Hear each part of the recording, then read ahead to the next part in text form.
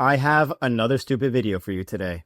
So today I'm going to do a little Q&A episode. I went on Instagram and asked if anybody had any questions they wanted to ask me, whether it was skating related, life, whatever it is, general questions.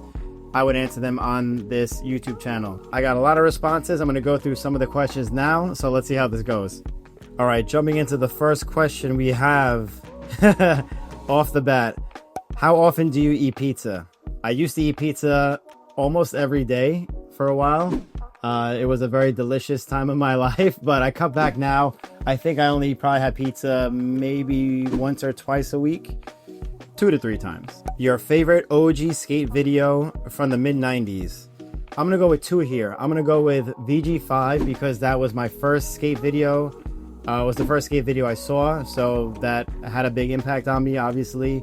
But besides that, I'm gonna say TBTV1, my daily routine. Brian Bell was a complete beast in that video. Just the vibe of that video was really good too. It had a lot of like graffiti and hip hop and breakdancing in it, so there was like a lot of culture in it as well as just skating. Maybe that's what drew me into it in the first place.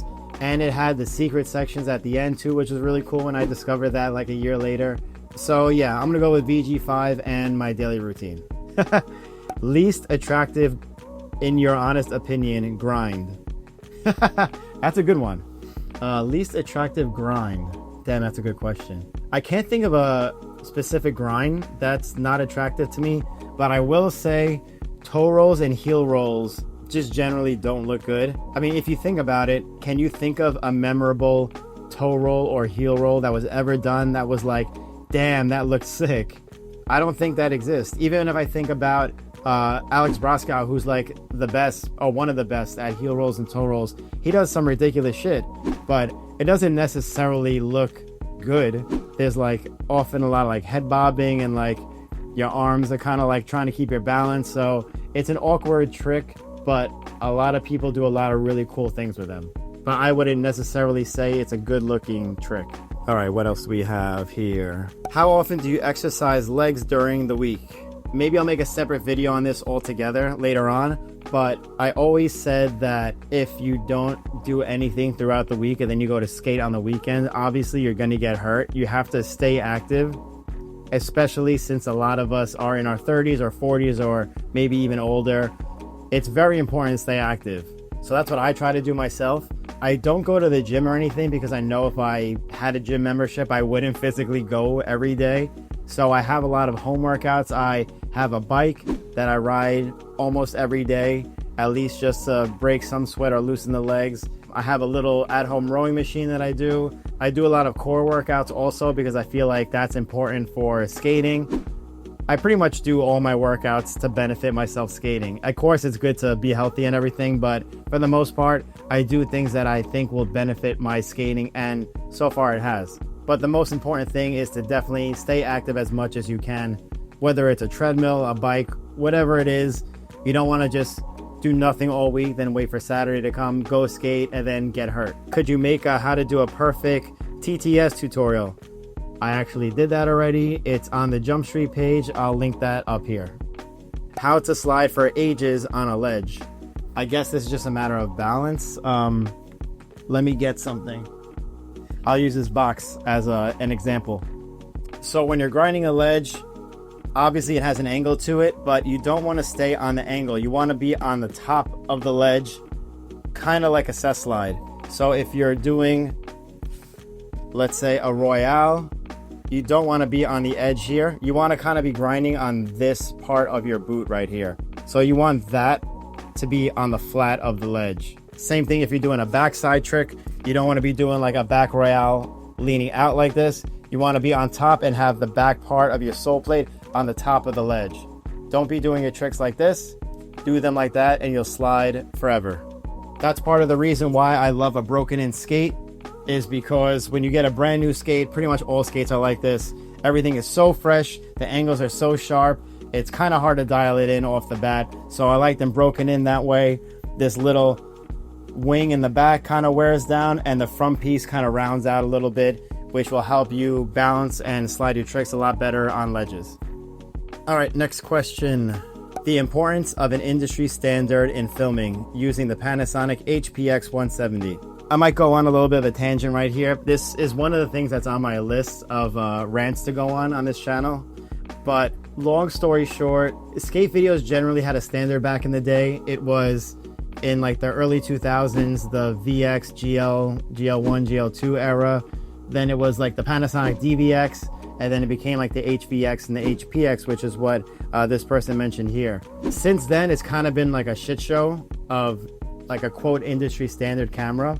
And the fact that people still use HVXs and HPXs today bothers me so much, because that camera looks so bad. The colors are horrible, the contrast is shit. It only shoots 720p at 60 frames, which is like, this is 2025. Everything should be at least 4K right now.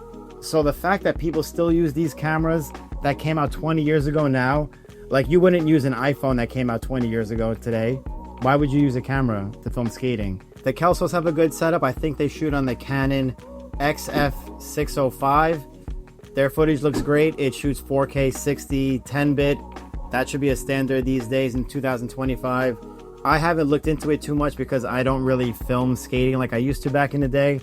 But to have an industry standard camera that shoots 4K 60 frames is ideal. Please stop using HVXs and HPXs. What's your favorite big wheel setup? 5, 4, or 3 wheels? I guess in order would be least favorite 3 wheel, then 5 wheel, then 4 wheel. I personally don't own any 3 wheel setups. It's just to go fast, but I don't like how tall and unstable you are when you're riding wheels that big. 5 wheels are fun, but that's mostly for wizard skating, so I probably only skate a wizard style frame like 10 sessions a year. But as far as like big wheeling and aggressive skating, 4 wheels to me is the best. I ride aggressive skates 4 wheels down flat, and then on my big wheel setups I either ride 4x80 or 4x90, which to me is the best middle ground of speed and having a good low center of balance. What does your archive of skates look like? Still got any Valos? I definitely don't own any Valos. I haven't in a long time. I don't like to hold on to things. I'm not a hoarder. What's the opposite of a hoarder? Whatever the opposite of a hoarder is, that's me. I like to get rid of things as soon as I can. So most of my skates are from recent years. The only like vintage skate I own is an Oxygen 3.1 that I bought off eBay like 15 years ago maybe. That skate has some sentimental value for me. That's why I bought it. Maybe I'll do a separate video on that whole story, but that's the only cool skate in my collection. What's your second favorite pizza topping? Not my first favorite, my second favorite. So I usually don't get toppings on my pizza. I feel like the pizza should be good enough where it's just delicious on its own. But if I were to go with a topping, well, not my first favorite topping because you don't want to know that. So my second favorite topping would probably be buffalo chicken. Love me a good buff chick slice. This is a good one. Maybe we'll end it with this one. How you stay motivated / inspired to keep going at this age? Thank you for calling me old. So there's a few different things that contributed to this. I would say the first one being trying different things in skating. And to me, that's not just trying different tricks or grinds or anything like that. I'm saying a few years ago, I started experimenting more with big wheel skating and wizard skating. So those are ways to still skate and learn something new and constantly make yourself better at whatever you do. So when I started getting into wizard skating, I didn't realize how bad of a skater I was. For anybody out there who's an aggressive skater that never tried it before, if you put on a wizard skate and try to do any move, you will be humbled very quickly. But to me, that was fun because that was like a new mountain I had to climb. It kind of feels like you're just learning skating from the ground up again, which was fun because it was exciting and I got to learn something new that still involved me having skates on my feet. Same thing with just regular big wheel cruising, urban skating, whatever you want to call it. Skating through the city is fun and everything.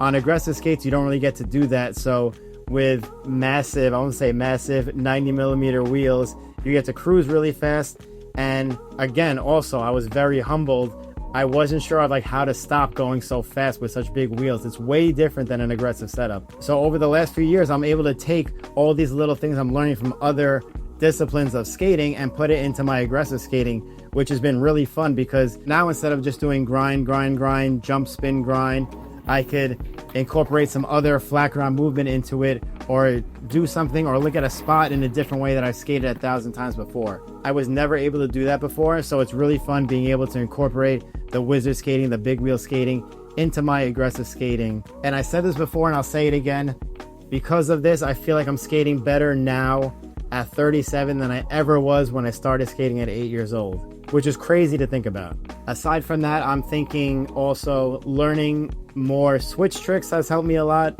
Switch tricks are something that's commonly overlooked when you're starting to skate and learning how to skate. So you might think you have switch tricks down, but if you literally go through your entire vocabulary and do every single one of those tricks switch, that's also like learning from the ground up again. And that helps your skating a lot, because now you could go to spots and not rely on just what you do that side. You could focus more on what looks good at the spot itself, which is cool because now you're not limited to just what is natural to you. You could do a switch trick, which is cool. It's better at the spot and it's something new that you've never done before. And I think the last thing that contributed to me still finding inspiration in skating is skating with new and different people. I'm obviously not skating with the same people now that I was skating with 10 years ago or 10 years before that. I have a lot of friends who came back to skating during COVID times who were kind of learning everything from scratch again, and I got to join them on that experience. And for me, somebody who does all these things second nature, it was really fun, interesting, and cool learning all these things from the ground up again. I never thought about how I do a soul grind or how I approach a top side trick. So it was really cool learning these with my friends together, and made me look at skating and my skating itself in a whole different light and a whole different perspective that I never did before. I would say this is similar to if you just skate with somebody who just started skating for the first time. Their perspective on skating will change your perspective on skating. I promise you that. Well, there's my stupid video for you this week. Did you enjoy it? Should I do more Q&As? Do you have any questions I think I should answer on my next one? If you do, leave them in the comments below. And please subscribe if you want to see more stupid videos like this.